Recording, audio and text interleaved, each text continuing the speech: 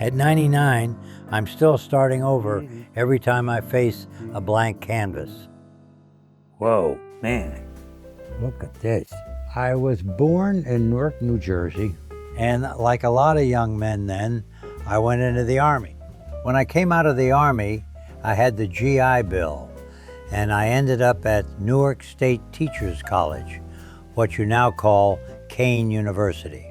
Very good teachers, and they kind of introduced me into the world of modern art. That's where everything changed for me. So I got to understand modern painters and modern art much more quickly than if I had not been there.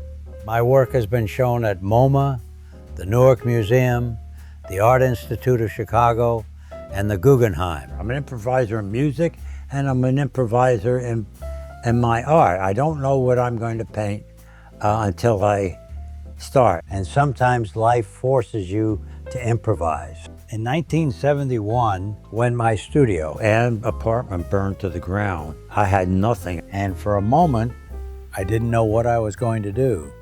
I'm looking at these ashes, all my paintings. I said, I'm determined. I am going to proceed and I'm going to succeed.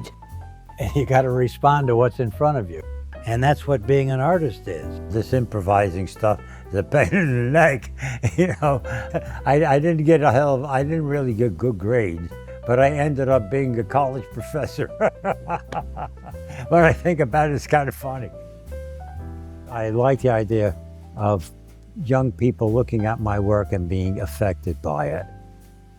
That's a very wonderful feeling. And Kean University gave me that start. I feel very thankful about that.